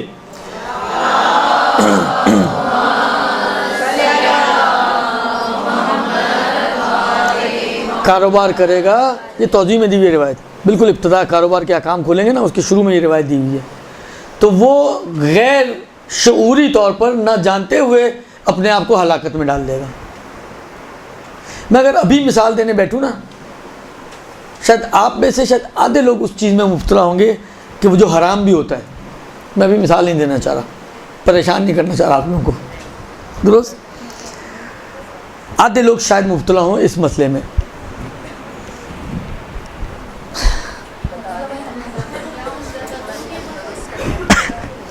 دیکھیں ہم لوگ جب, جیسے آپ کے پاس کوئی گولڈ ہے, مثلا کوئی چین ہے, کوئی آپ کے پاس کیا کہتے ہیں بالآخر کوئی لاکٹ ہے, کوئی چوڑیاں ہیں, کوئی کڑا, کوئی بھی چیز ہے گولڈ کی بنی ہوئی, بہت سی خواتین جاتی ہیں اس کو چینج کر کے دوسری چیز لے لیتی ہیں, جو ڈفرینس ہوتا ہے پیسوں کا وہ دے دیتی ہیں. ہوتا ہے یا نہیں ہوتا؟ یہ کرتے ہیں آپ لوگ؟ آپ نے نہیں کیا ہوگا، ابھی آپ خود چھٹی ہیں، اماں بنیں گی تو آپ بھی یہی کریں گی. لیکن اس کے اندر سب سے بڑی مشکل یہ ہے کہ کبھی بھی ہم جن چیزوں کو اگر بیچا جائے اس میں کمی اور زیادتی آ جائے تو وہ سود بن جاتا ہے، حرام ہو جاتا ہے. اور سود کتنا بڑا گناہ ہے، اندازہ ہے اس کا آپ کو؟ روایتیں اس کے بارے میں کبھی سنی آپ نے؟ میں نے کہا نا، معاشرے کی بہت ساری خواتین اس کے اندر مبتلا ہیں اور یہ کرتی ہیں. بہت فیوریٹ ہابی ہے ان لوگوں کی، خواتین کی جن کے پاس سونا زیادہ ہوتا ہے. وہ کبھی اس کو کسی شکل میں لے کر آتی، کچھ عرصہ پہن لیا، دل بھر گیا، پھر کچھ اور بنوا لیا، جاتی ہیں اس کو چینج کر کے ڈفرینس دے کر لے آتی ہیں. یہ سودی معاملہ ہے، حرام معاملہ ہے. یہ حرام معاملہ اس لیے ہو گیا کہ آپ کو پتہ ہی نہیں کہ یہ سود کر رہے ہیں، ہم سودی معاملہ کر رہے ہیں. اگر معلومات ہوتی تو کبھی بھی انسان نہ کرتا. اسی طرح کی اور بہت سی چیزیں ہیں کہ جہاں پر انسان مبتلا ہوتا ہے اور اس کو اندازہ بھی نہیں ہوتا کہ وہ غیر شعوری طور پر ایک حرام کام میں انوالو ہو رہا ہوتا ہے اور حرام معاملات میں مبتلا ہو رہا ہوتا ہے اور ہلاکت میں اپنے آپ کو ڈال رہا ہوتا ہے. لہذا پھر اس طریقے سے آپ کی دوسرے مرحلے میں ان چیزوں کی باری آتی ہے.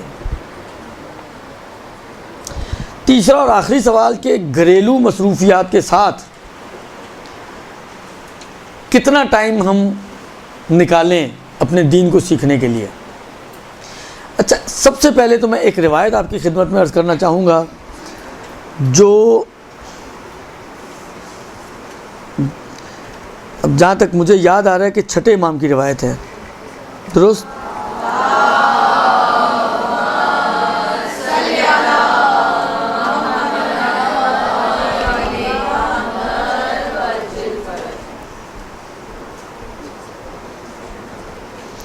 روایت یہ ہے کہ اس میں مسئلہ یہی ہے کہ انسان کتنا وقت نکالے، اس کو امام علیہ السلام نے بیان کیا ہے کہ آپ کو اپنا دین سیکھنے کے لیے کتنا وقت خرچ کرنا چاہیے. یعنی جس کو یوں سمجھیں کہ جو دین چاہتا ہے آپ سے اور جس کا وہ آپ سے تقاضا رکھتا ہے کہ کم سے کم یہ کام تو آپ کریں، اتنا کام تو آپ کریں.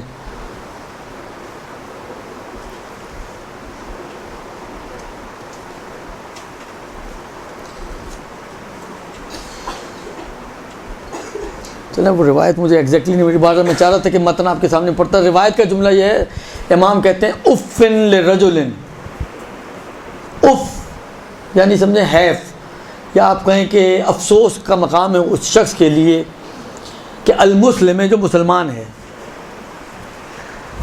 ایک مسلمان شخص کے لیے افسوس کا مقام ہے کہ وہ اپنے پورے ہفتے میں جمعے کا دن فارغ نہیں رکھتا تاکہ وہ اپنے دین کے بارے میں سوال کرے اور اس کو سیکھے. یعنی اس روایت کے مطابق کم سے کم ہفتے میں ایک پورا دن یا ایک دن کا اتنا حصہ کہ کہلائے کہ آپ نے ایک دن اس میں خرچ کیا ہے. حالانکہ 24 گھنٹے ظاہر بات ہے امام یہ تو نہیں کہیں گے اس دن سوئیں بھی نہیں آپ، اس دن کھائیں بھی نہیں آپ، اس دن پئیں بھی نہیں آپ، اس دن نہائیں بھی نہیں آپ، اس دن کوئی بھی کام نہ کریں آپ. یہ تو قطعاً نہیں کہہ رہے ہوں گے امام نا. تو یعنی کہ اتنا ہو کہ آپ کہیں کہ آپ نے ایک دن کام کیا اس موضوع کے اوپر. یہ تقاضا ہے ہمارے سے. چھٹے امام تقاضا کر رہے ہیں اس شخص کے لیے کہ جو مسلمان کہتا ہے اپنے آپ کو، مگر اس کے پاس اتنی فرصت نہیں کہ اب جمعے کا دن اللہ اس وجہ سے کہا امام نے کہ سید الایام ہے، چھٹی کا دن ہوتا ہے عام طور پر، عبادتوں کا دن ہے تو یہ بھی ایک عبادت ہے، درست؟ اللہ شاید یہ وجوہات ہو. یعنی ایسا نہیں کہ حتماً جمعہ ہی ہے اور جمعے کے علاوہ کوئی اور رکھیں گے تو کوئی گناہ گار ہو جائیں گے آپ. یہ مراد نہیں ہوگی قطعاً. لہٰذا آج کہیں فرض کریں سنڈے کا دن چھٹی کا دن ہے تو آپ کہیں جی سنڈے کا دن، اس جمعہ ہٹا کے یہاں پہ آپ سنڈے لگا دیں. کسی اور معاشرے میں کوئی اور دن چھٹی کا دن تو وہ لگا دیں مثلا. یعنی دنوں کی خصوصیت اہم نہیں ہے. یہاں پر جو چیز اہمیت کی حامل ہے وہ یہ کہ ایک دن آپ کو لگانا چاہیے. حالانکہ فرض کریں کہ کوئی پورا دن نہیں لگا سکتا. بہرحال جو ان کا سوال یہ کہ گھریلو مصروفیات بھی ہیں، بچے ہیں یا اگر بچے بھی نہیں ہیں تو گھر ہے، گھر کی کام ہے، ماں باپ ہیں. اگر بچے والی خاتون ہے تو یا سسرال میں رہتی ہے تو اور بھی باویلا ماشاء اللہ، تو بالآخر سسرال کو بھی دیکھنا ہے، شوہر بھی ہے، بچے بھی ہیں، گھرداری بھی ہے. مولا کی ایک حدیث ہے، مولا کہتے ہیں ما لا یدرک کلہ لا یترک کلہ. میں بہرحال دیکھیں سمجھانے کے لیے ساری باتیں ہوتی ہیں، وہ اللہ بالآخر احادیث اور آئمہ کی حدیث بالآخر ان کی ایک اہمیت ہے، ان کا ایک مقام و مرتبہ ہے، یعنی نیکسٹ ٹو قرآن ان کی اہمیت ہے ان الفاظ کی بھی، کیونکہ جس طرح وہ قرآن صامت ہے اور آئمہ قرآن ناطق ہے، یہ اسی قرآن ناطق کے الفاظ ہیں کہ جو ہم تک منتقل ہو رہے ہیں، لہٰذا ان کی ایک اپنی اہمیت ہے۔ لیکن بعض اوقات بعض چیزیں سمجھانا بہت آسان ہو جاتا ہے اگر آپ کوئی محاورے کے ذریعے سہارا لے لیں۔ تو میں ایک محاورے کا سہارا لینا چاہ رہا ہوں۔ ایک محاورہ ہمارے یہاں بھاگتے چور کی لنگوٹی، کیا مطلب ہے اس کا؟ آپ تو سارے ہی ماشاءاللہ اہل زبان ہیں، سارے نہ صحیح تو 95-98% اہل زبان ہوں گے اس میں، ہیں؟ ہاں کچھ تو، یعنی اگر سارا نہیں مل رہا تو سارا چھوڑ بھی نہیں دیا جائے، جو مل جائے چاہے اس کی لنگوٹی بھی مل جائے چور کی بھاگتے ہوئے کی، وہ اتنا کچھ ہمارا لے کے جا رہے تو کچھ تو ہم بھی اس کا پکڑ لیں، درست؟ خوب، یہ اس محاورے کا معنی ہے۔ حالانکہ اگر حدیث کا آسان معنی کرنا چاہیں تو یہی اس حدیث کا بھی معنی ہے۔ مولا کہہ رہے ہیں کہ اگر سب کچھ نہیں مل رہا تو سب کچھ چھوڑ بھی نہ دو۔ ما لا یدرک کلہ، جس کو پورا نہیں لیا جا سکتا، یعنی جو پوری چیز نہ مل رہی ہو تو لا یترک کلہ، پورے کو ترک نہ کر دو، بلکہ جو مل رہا ہے اس کو تو لے لو، یعنی بھاگتے چور کی لنگوٹی، درست؟ خوب، یہی بات یہاں پہ بھی ہے۔ حالانکہ آپ پورا دن افورڈ نہیں کر سکتی، لا یدرک پورا دن، تو لا یترک پورا دن، تو پورا دن آپ افورڈ نہیں کر سکتی تو یعنی کہ پورا دن چھوڑ بھی دو، آپ کو چھٹی ہو گئی، گھنٹی بجائیں چھٹی کی اور غائب۔ اب مسئلہ ہے کہ جتنا آپ افورڈ کر سکیں، اب یہ جتنے انڈیویجولز بیٹھے ہوئے ہیں نا، سب کی افورڈنگ الگ الگ ہوگی۔ ان سے پوچھیں کہیں کہ میرے پاس تو کوئی خاص کام نہیں ہوتا، میں تو 4 گھنٹے بھی روز کے افورڈ کر سکتی ہوں، حالانکہ ابھی ہفتے کی بات ہو رہی ہے، سورے ہفتے کے۔ ان سے پوچھیں تو یہ 7 پڑوس میں بیٹھی ہیں، کہیں میں تو 1 گھنٹے سے زیادہ نہیں دے سکتی۔ ان سے پوچھیں کہیں گی شاید میں آدھے گھنٹے سے زیادہ نہیں دے سکتی، حالانکہ شاید ان لوگوں کی مصروفیت کیا ہوگی، موبائل سے علاوہ کوئی اور ہوگی بھی نہیں۔ یہ آپ کا کیا خیال ہے، گھروں میں کام کرتی ہوں گی؟ مجھے مشکل لگتا ہے، میں کسی کا نفی اور اس بات نہیں کرنا چاہتا، کیونکہ بالآخر میرے گھر میں بھی بچیاں ہیں، میری اپنی بھتیجیاں بانجیاں ساری اڑوس پڑوس میں۔ میں کوئی، اللہ میں نے مجھے منفردن تو اس دنیا میں پیدا نہیں کیا کہ ایک بنایا اور اٹھا کے پھینک دیا زمین پر۔ میرے بھی بالآخر اطراف میں سارے رشتہ دار ہیں اور ہر طرح کا ماڈل موجود ہے میرے پاس بھی، تو اس لیے میں اپنے اس معلومات کی روشنی میں یہ عرض کر رہا ہوں کہ آج کل کی بچیاں کاموں میں اتنا دل نہیں لگتا ان کا، اور ان کا دل زیادہ موبائل میں لگتا ہے۔ حالانکہ یہ ساری مذاق کی باتیں۔ عرض خدمت یہ ہے کہ جتنے انڈیویجولز یہاں پہ بیٹھے ہوئے ہیں، سب کا افورڈنگ ٹائم جو ہے وہ ڈفرینٹ ہوگا۔ یہ آپ خود طے کریں گے۔ دیکھیں، یہ میں نہیں طے کر سکتا، کیونکہ میں آپ کی موقعیت میں نہیں ہوں نا، مجھے تو نہیں پتا آپ کی کیا کیا مصروفیت ہے اور کتنی مصروف ہیں آپ۔ تو یہ میں آپ آ کے مجھ سے پوچھا آگا آپ بتائیں میں کتنا ٹائم دے سکتی ہوں، تو مجھے کیا پتہ کتنا دے سکتے ہیں بھائی، تو شاید آپ کا شوہر بھی نہ بتا سکے جن کے شوہر ہیں۔ اس سے پوچھیں یہ سارا دن تو فارغ ہوتی ہے، شوہر حضرات تو یہی کہیں گے نا، سارا دن تو کام کیا گھر میں، ان کو تو واقعی بالآخر۔ دیکھیں، میں نے کہا نا کہ میں ساری ان چیزوں سے میں بھی مبتلا ہوتا ہوں۔ بزرگوں سے پوچھ لیں، ساسوں سے پوچھ لیں، آپ گھر میں کام کیا ہے؟ حالانکہ وہی والی بات ہے، بہت سے گھروں میں جھاڑو پوچھے کی صرف ماسی ہوتی ہے، تھوڑا اور آگے چلے جائیں تو جھاڑو پوچھے اور برتنوں کی ماسی ہوتی ہے، اس سے زیادہ کی تو ماسی نہیں ہوتی۔ ہاں، ڈیفینس کی طرف چل جائیں تو ان کی تو سانس بھی ماسی لے، لیکن ابھی تو میں ڈیفینس کی بات نہیں کر رہا ہوں، میں ابھی اپنے علاقوں کی بات کر رہا ہوں جو مڈل کلاس علاقے ہیں۔ تو وہاں پر میکسیمم اگر آپ چلے جائیں تو جھاڑو پوچھے کے علاوہ مثلاً برتن، یا اور تھوڑا اوپر چلے جائیں تو کپڑے، درست۔ لیکن بالآخر آج کل کی ماسیاں جس طرح کے کام کرتی ہیں، پلس یہ کہ کھانا پکانا، بچوں کو دیکھنا، بچوں کے کپڑوں کا خیال رکھنا، استری کرنا، یہ وہ الا بلا، یعنی کام کم نہیں ہوتے ہیں، لیکن نہیں معلوم بوڑھوں کو کوئی کام ہی نہیں لگتا۔ پھر جو آج کی جو دنیا ہماری تیز ہو گئی ہے نا، ایک زمانہ تھا گھروں میں مہمان اتنے آیا نہیں کرتے تھے، فیملیاں چھوٹی ہوتی تھیں۔ مثلا فرض کریں آپ، اب میری دادی تو اس دنیا سے جا چکی ہیں، اگر میری دادی کی طرف جائیں آپ تو فیملی کتنی ہوگی؟ البتہ یہ ایک بات ہے کہ اس زمانے میں بچے ماشاءاللہ 2 بچے خوشحال گھرانہ نہیں چلتا تھا، وہاں کم سے کم 10 بچے تو خوشحال گھرانہ ہوتا تھا، لیکن اس کے باوجود بالآخر یہی فیملی ہوتی تھی۔ اب آج کل کا زمانہ جس طرح پھیلتا جا رہا ہے، بالآخر یہ بہت زیادہ چیزیں بڑھتی چلی جا رہی ہیں، تو اب مسئلہ یہ ہے کہ کوئی آ رہا ہے، کوئی جا رہا ہے، کوئی ملنا ملانا یہ وہ سب تو ان ساری چیزوں کے اندر سب کچھ مینیج کرنا بہرحال کام ہوتا ہے، لیکن اب وہ کتنا ٹائم افورڈ کر سکتی ہیں مجھے نہیں معلوم، یہ خود ہی طے کریں گی کہ میں کتنا ٹائم افورڈ کر سکتی ہوں۔ اگر کوئی ہفتے میں افورڈ کر سکتا ہے ہفتے میں نکالے ٹائم۔ یعنی دیکھیں اس روایت کو بیان کرنے کا مقصد یہ تھا کہ ہم جمعے کا دن، ہفتے میں 1 دن یہ سب کچھ چھوڑ دیں، تو کم سے کم اتنا تو اس روایت سے سمجھ میں آ رہا ہے نا کہ ائمہ چاہتے ہیں، مطلوب ہے یہ چیز کہ آپ اپنے دین کے لیے کچھ وقت نکالیں، حالانکہ کتنا نکالیں بھی تھوڑا روایت سے ہم نہیں لیتے، وہ ہم روایت کو چھوڑتے ہوئے اپنی جو مصروفیات ہیں اس کے حساب سے خود طے کریں گے، درست؟ یا اب آپ خود طے کریں کہ آپ کتنا ڈیلی نکال سکتی ہیں تو ڈیلی کام کریں۔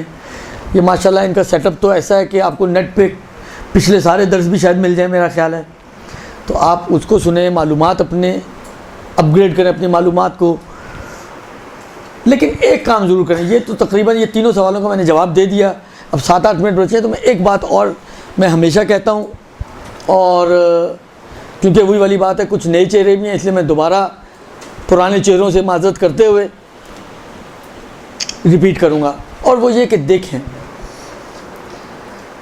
اس وقت جو صورتحال ہے دیندار لوگوں کی، ہونا کیا چاہیے؟ معاشرے کی بات کر رہا ہوں، معاشرتی اعتبار سے کیا ہونا چاہیے؟ دیندار لوگ ایک طرف، بے دین لوگ ایک طرف، امیج جو معاشرے کے اوپر ہونا چاہیے کس کا اچھا ہونا چاہیے؟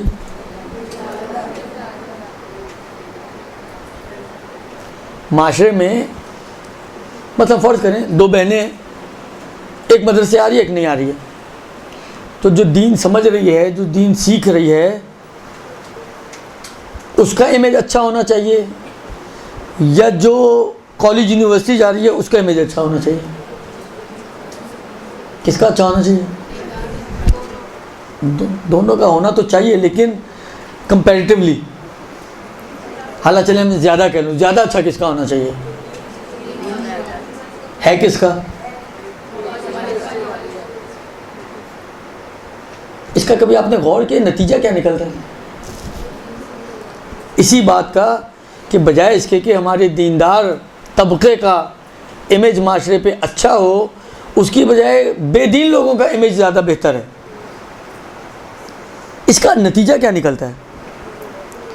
اس کا نتیجہ چھوٹے لیول سے لے کر بڑے لیول تک اگر آپ جائیں نا، تو دیندار افراد سے بدزنی سے لے کر خود دین سے بدزنی نکلتا ہے۔ دین یہ سکھاتا ہے، آپ نے سنے ہوگا یہ جملے معاشرے میں، دین یہ سکھاتا ہے، اس کا مطلب ہے کہ دین کو برا کہہ رہا ہے نا، یہ بھی آپ کو اتنا برا نہیں کہہ رہا جتنا دین کو برا کر رہا، خراب کر رہی ہے۔ آپ کا امیج جتنا برا اس کے ذہن میں، اس سے زیادہ اس دین کا امیج اس کے ذہن میں خراب ہے۔ ورنہ وہ یہ نہ کہے کہ دین یہ سکھاتا ہے کہ تم کیسے دیندار ہو، وہ دیندار کی بات کرے نہ دین کی بات کرے، پہلا حملہ جو ہوتا ہے وہ دین کے اوپر ہوتا ہے، پھر دینداروں کی بات ہوتی ہے۔ سبب کون بن رہا ہے اس کا؟ ہماری ذات۔ یہ ایک اثر۔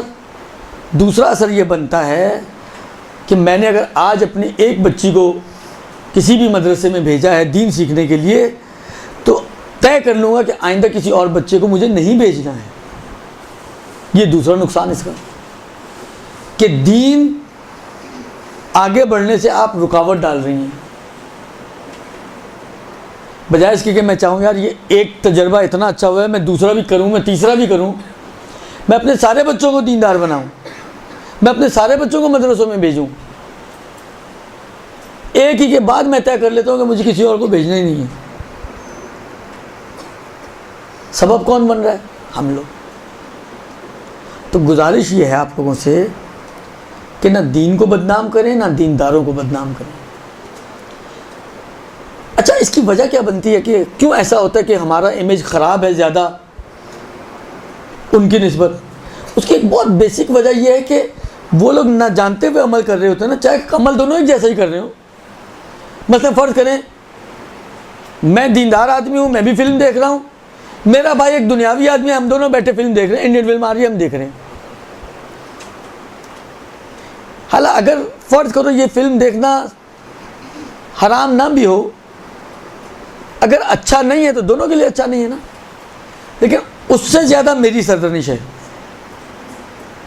اس سے زیادہ میرے لیے خراب ہو رہا ہے، اور اس کی وجہ سے پھر دین اور دینداری خراب ہوتی ہے، جبکہ کام دونوں ایک جیسا کر رہے ہیں، کاموں میں کوئی فرق نہیں ہے. پوچھیں اگر آپ جو سرزنش کر رہے ہیں کہتے ہیں اس لیے یہ تو جانتے پوچھتے یہ کام کر رہے ہیں، اس کو تو پتہ ہی نہیں ہے، ابھی اس کو تو پتہ ہے. تو ہمارا پتہ ہونے کی وجہ سے جب ہم اس پتہ ہونے پر عمل نہیں کرتے ہیں تو یہ مشکلات کھڑی ہوتی ہیں. اور یہ جو امیج خراب ہے یہ خود اس بات کا کاشف ہے، یہ بات ہمیں سمجھاتا ہے کہ ہم لوگ دین سیکھتے ضرور ہیں مگر دین پر عمل نہیں کرتے ہیں، اسی لیے دین خراب ہو رہا ہے اور بدنام ہو رہا ہے. جبکہ امیر المومنین نے فرمایا کہ عمل کمال ہے انسان کا، دین سیکھنا اور دین پر عمل کرنا، نہ خالی دین سیکھنا نہ خالی عمل بغیر سیکھے، یہ کمال نہیں ہے. لہذا آپ تمام خواتین سے، بچیوں سے، بزرگوں سے گزارش یہ ہے کہ جو سیکھیں اس کو کاپیوں پہ جمع کرنے کے لیے نہ سیکھیں، اس کو عمل کے لیے سیکھیں. جو اللہ بھی چاہتا ہے لما تقولون ما لا تفعلون، کیوں وہ بات کرتے ہو جو خود نہیں عمل کرتے جس پر. حالانکہ ابھی میں واجب ذمہ داریاں جو امر بالمعروف نہیں اس سے قطع نظر بات کر رہا ہوں. لما تقولون ما لا تفعلون قرآن بھی کہتا ہے، اور روایتیں تو الا ماشاء اللہ بھری ہوئی ہیں. یعنی بعض روایتوں کے مطابق وہ شخص جو اپنے علم کے مطابق عمل نہیں کرتا، دیکھیں جہنم کیسی جگہ ہے، جہنم کیسی جگہ ہے، بئس المصیر، قرآن کی آیتیں بئس المصیر. اب میں جلدی میں دعا کریں کہ وہ روایت مل جائے تو میں آپ کو روایت پڑھ کے ہی سناؤں. جہنم بئس المصیر، بری جگہ ہے، برا ٹھکانہ ہے. اور یہ ایک نہیں کئی مرتبہ قرآن نے اس بات کی طرف اشارہ کیا کہ یہ ایک برا ٹھکانہ ہے. درست؟ دیکھیں ایک جملہ ان کا کہتے ہیں کہ عالم کے اوپر، اچھا اس عالم سے مراد یہ امامہ پوش عالم نہیں ہے، اس عالم سے مراد آپ بھی عالم ہیں. اگر آپ جانتی ہیں، سیکھا ہے، آپ نے علم حاصل کیا تو آپ بھی عالم ہیں، آپ بھی اس میں شامل ہیں. تو عالم کے اوپر عمل کرنا واجب ہے جس طرح غیر عالم پر بھی واجب ہے، لیکن عالم کے لیے تاکید بہت زیادہ ہے، آکد ہے. اور اچھا ایک بڑی پیاری انہوں نے بات کہی ہے، کہتے ہیں وَعِقَابُ الْعَاسِيَاتِ مِن نِسَاءِ النَّبِيِّ ضِعْفُ مَا جَعَلَ لِغَيْرِهِنَّ لِقُرْبِهِنَّ مِنَ الرَّسُولِ صلی اللہ علیہ وسلم وَإِسْتِفَادَتِهِنَّ الْعِلْمَ. کہتے ہیں وہ گناہ گار عورتیں جو رسول کے ساتھ تھیں، یعنی رسول کی بھی زوجات، ان کا گناہ 2 برابر ہے عام گناہ گاروں کی نسبت. کیوں؟ اس لیے کہ رسول کے قرب و جوار میں تھیں اور انہوں نے رسول کے علم سے استفادہ کیا، یعنی جانتی تھیں، یعنی جاننے کے بعد وہ گناہ کر رہی ہیں تو ان کا گناہ ڈبل ہے عذاب اس کا ایک عام گناہ گار عورت کی نسبت. درست؟ اور اس کے بعد اور بھی بہت ساری روایتوں کی طرف انہوں نے اشارہ کیا ہے، لیکن میں ان تمام ایک روایت آپ کی خدمت میں عرض کرنا چاہتا ہوں کہ العلماء اور رجلان، علماء 2 طرح کے ہیں، یعنی جاننے والے 2 طرح کے ہیں. اب میں ایسا مانا کروں کہ آپ لوگ بھی اس میں آ جائیں. جاننے والے 2 طرح کے ہیں. رجل عالم اخذ بعلمہ، ایک ایسا جاننے والا ہے جو اپنے علم پر عمل بھی کرتا ہے، فہذا ناجن، یہ نجات پانے والا ہے، یہ نجات پانے والا ہے. لیکن دوسرا ورجل تارک لعلمہ، ایسا جاننے والا جو اپنے علم کو چھوڑ دیتا ہے، اس پر عمل نہیں کرتا، فہذا حالکن، یہ ہلاک ہونے والا ہے. وَأَنَّ أَهْلَ النَّارِ لَيَتَعَزُّونَ مِنْ رِيحِ الْعَالِمِ التَّارِكِ لِعِلْمِهِ. دیکھیں جہنم خود ایک برا ٹھکانہ ہے، آگ ہے، بچھو ہیں، سانپ ہیں، درست. اور باقی آپ جو ہے اس کے لیے ڈاکٹر صاحب کی تقریریں سن لیں تو وہ آپ کو بتائیں گے کہ کیا کچھ اور ہے اس میں، درست. یہ صادق صاحب کی تقریریں بہت پرانی ہیں، وہ سن لیں تو بھی آپ کو پتہ چل جائے گا کہ جہنم میں اور کیا کیا کچھ ہے. میں نے تو ایک ہلکی سی جھلک دکھائی ہے. آگ ہے، سانپ ہیں، بچھو ہیں، کیکڑے ہیں، پتہ نہیں کیا کیا اللہ ہے، درست. تو یہ خود انسان کو اذیت پہنچائیں گے نا. آگ میں جلے گا تو خوش ہوگا مگر آپ کے خیال میں انسان، یا اس کو اذیت ہوگی؟ عذاب ہے تو اذیت تو ہونی چاہیے نا. اگر آگ میں جلنے سے کوئی خوش ہوتا ہو تو اس کو کیسا عذاب ہوگا؟ یہ تو خوشی والا عذاب ہو گیا، درست. اسی طرح سانپ بچھو کاٹ رہے ہو تو کون خوش ہوتا ہے؟ یہ اذیت ہے نا، یہ خود اذیت ہے. انہی اذیتوں کی فہرست میں سے ایک اذیت یہ ہے کہ ایک ایسا شخص جو جانتا ہے اور اپنے علم پر عمل نہیں کرتا، اس کی بدبو یہ اہل جہنم کو اذیت پہنچائے گی. یعنی جس طرح سانپ کا کاٹنا، جس طرح بچھوؤں کا کاٹنا، جس طرح آگ کا جلانا، جس طرح کینچیوں سے کاٹا جانا، جس طرح وہ خون اور پیپ گرم گرم پانی پلانا، درست، یہ سب انسان کو اذیت پہنچاتے ہیں. اسی طرح اذیت ایک یہ اذیت بھی ہے اہل نار کے لیے. یعنی گویا اس کے عذابوں میں سے ایک عذاب یہ ہے کہ اس کو ایسا شخص کہ جو جانتا ہے اور عمل نہیں کرتا اس کے مطابق، اس کے بدن سے جو بدبو ہوگی وہ اس کو اذیت پہنچائے گی. تو کتنی بدبو اٹھے گی اس کے جسم سے. لہذا آپ سب سے میری گزارش یہ ہے کہ ادارہ، دین، دینداری، یہ سب کے اوپر بھٹا لگتا ہے. سب داغدار ہوتے ہیں اگر ہم کوئی غلطی کرتے ہیں. میں پہلے بھی کئی مرتبہ میں نے کہا نا کہ یہ بات میں پہلی دفعہ نہیں عرض کر رہا ہوں، تکرار کر رہا ہوں. دیکھیں صرف ایک دو چیزیں اور بس ختم کر رہا ہوں، میں ٹینشن نہ لیں زیادہ. دیکھیں یہ بہت نیچرل سی چیز ہے کہ جب بھی آپ کوئی فیلڈ اختیار کرتی ہیں یا جب بھی کسی آپ صنف میں داخل ہوتی ہیں تو اس کے کچھ تقاضے ہوتے ہیں. مثلا ایک بچہ ہے فوج میں جانا چاہتا ہے، اس نے ٹیسٹ دیا، امتحان دیا، ایپٹیٹیوڈ ٹیسٹ دیا، سارے ٹیسٹ کلیئر کرتا وہ داخلہ ہو گیا اس کا، درست. اب جب وہ فوج میں پہنچا پہلے دن اتنی لمبی زلفیں، درست، اپنے حساب سے اس نے اپنا حلیہ بنایا ہوا. آپ کا کیا خیال ہے فوج میں جب یہ جائے گا اپنے ٹریننگ سینٹر میں، اب ٹریننگ کا مرحلہ ہے نا، تو دوپہر کو 1 بجے سو کے اٹھنے کا عادی، جب دل چاہے جو دل چاہے کھا لے، ہر وقت بھینس کی طرح منہ چلتا رہے. آپ کا کیا خیال ہے اس انسٹیٹیوٹ میں یہ سارے اس کی باتیں چلیں گی؟ صبح آئے مثلا فرض کریں اٹھانے کے لیے دیکھا صاحب سونے کا، چلو سونے تو کوئی بات نہیں، صاحب ماں چھوڑ جاتی ہے، چھوڑ کے چلے جائیں گے کیا آپ کے خیال میں؟ اٹھائیں وہ کہیں یار بھائی بھی میری نیند پوری نہیں ہو سکا، نیند پوری نہیں تو گھر جا کے سو. جب آپ یہاں آئے ہو تو آپ کو یہاں کی ساری چیزوں کو اوبے کرنا پڑے گا. آپشنل نہیں ہوتا، الزامی ہوتا ہے، اجباری ہوتا ہے، ضروری ہوتا ہے، اختیاری نہیں ہوتا، درست. سب سے پہلے تو پیالہ رکھ کے اس کے بال شہید ہوں گے. مشہور ہے نا پیالہ کٹ فوجیوں کا، پیالہ رکھتے ہیں سر پہ اور سارے اطراف سے کاٹ دیے، جو بچ گیا بس وہی ہے، اس کو پیالہ کٹ بولتے ہیں، درست. اس کے بعد صبح 4 بجے مثلا اس کو اٹھا کے پہلے نماز شب کے لیے نہیں اٹھائیں گے، وہ رگڑا دینے کے لیے اٹھائیں گے، ایکسرسائزز کے لیے اٹھائیں گے. گھنٹہ 2 گھنٹہ اس کو پہلے کبھی ادھر چڑھا رہے ہیں، کبھی ادھر اتار رہے ہیں، کبھی ادھر پکا رہے ہیں، وہ ایک رگڑا مروائیں گے اس کو. بالآخر انہی چیزوں سے یہ نکل کر جب پاسنگ آؤٹ ہوتی ہے پریڈ ان کی تو یہ پختہ ہو کے نکلتا ہے، ایک فوجی بن کے نکلتا ہے. یہ سمجھیں آپ ٹریننگ سینٹر میں آئی ہیں تو یہ کیسے ہو سکتا ہے کہ آپ دین کے ٹریننگ سینٹر میں آئیں تو اس کے تقاضے آپ کے اوپر لاگو نہ ہوں؟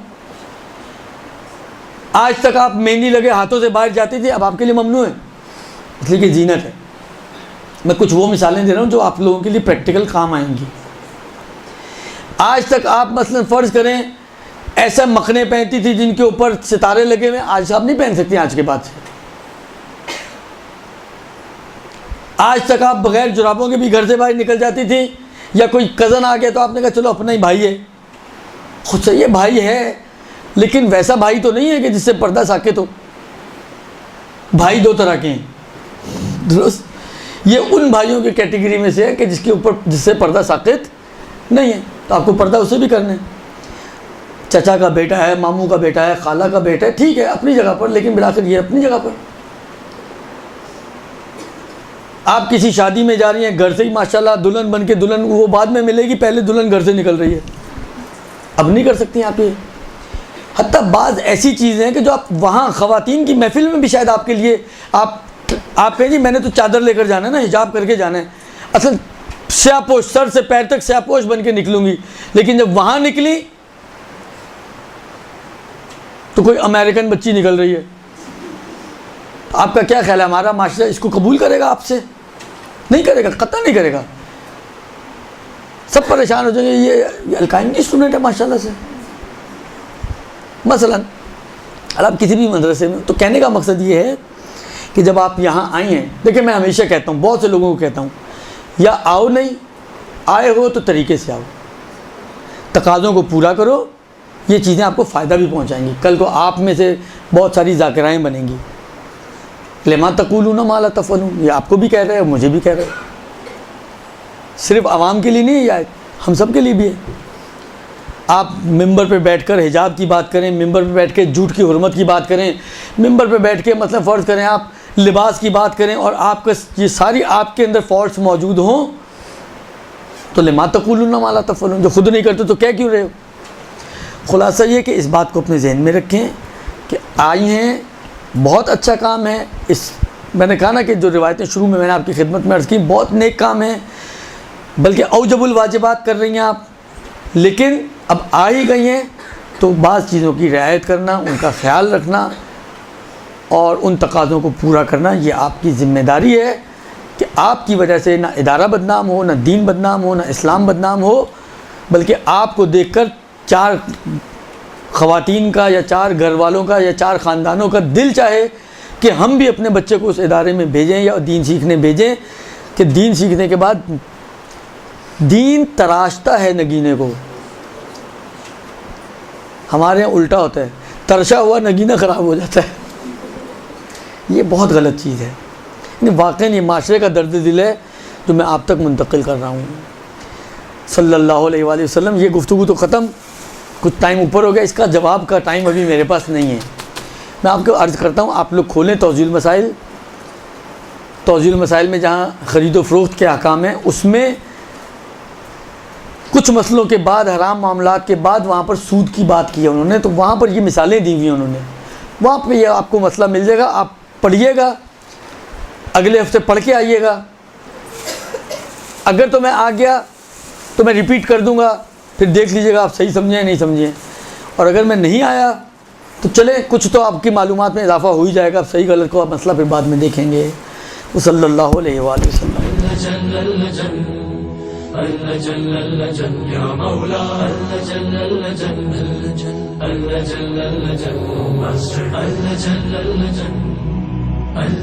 يا صاحب السماء